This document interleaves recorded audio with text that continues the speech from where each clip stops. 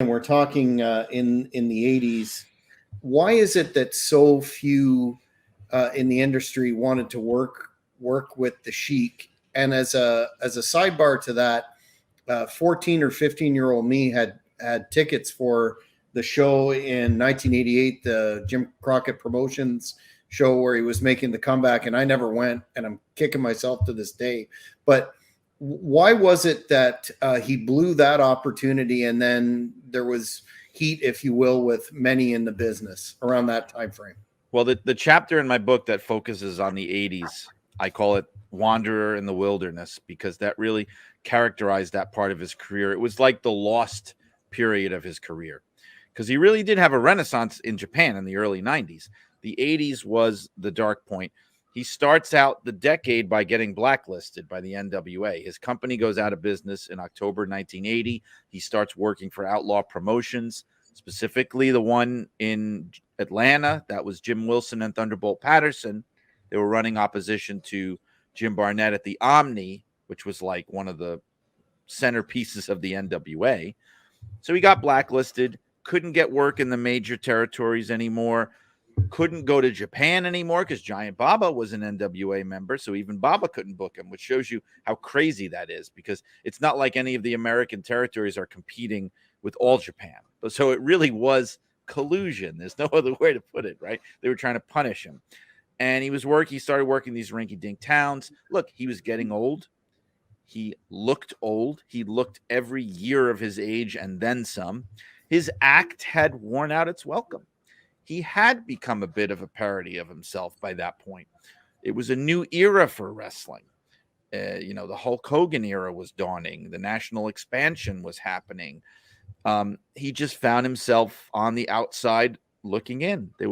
This was the point of time where, for a lot of other guys, they might have taken a backstage role in a major company, maybe become an agent, a producer, maybe settle into promoting in some form or fashion. It just didn't come together for him. People didn't want to work with him anymore. Again, even for the reasons that I mentioned, his problems got worse, his personal problems in the 80s. People didn't want to touch him. There's stories in the book about Mike LaBelle in LA, who had been one of his closest friends, not even wanting to take his phone calls anymore because of all the money that he owed him and drugs and everything else. And so he went bankrupt. I mean, he had a very, very hard time. The Crockett thing, when the Great American Bash came to Cobo in 1988, Kevin Sullivan, who was booking for Jim Crockett at the time, him and Dusty, he spearheaded bringing in the Sheik because he had been a Sheik disciple. He said, "We're bringing the Bash to Cobo. We've got to get the Sheik. If we get the Sheik on this show, he hasn't been in Cobo Arena in 8 years. We will do at least $100,000 gate." And they did. And the thing is, any other guy would have seen this as the ultimate lifeline. I will do anything you want, Mr. Crockett. Thank you so much. The Sheik wasn't that kind of guy. He still insisted on his 10% of the house, which would have been $10,000 just for him. He insisted on all this special treatment. He showed up in a stretch limousine, pulled into the back door of the arena while the show was going on in like a 3-piece suit, all decked out.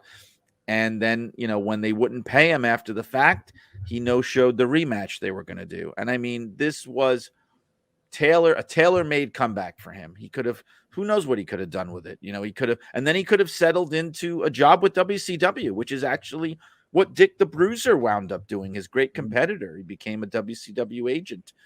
But it was not meant to be. It was ego. It was pride. It was not knowing when to let go. It was not knowing when your time has passed, and the business passed him by. Yeah. It seems like a tremendously blown opportunity. I remember as a teenager at that time for the Bash, the promos for that I would get from Detroit TV. I was mesmerized by this guy. I'm like, okay, first of all, it's not the Iron Sheik, but then he did the promos with the fire and the snake and everything, and it just seems like that was in hindsight a tremendous mistake amongst many.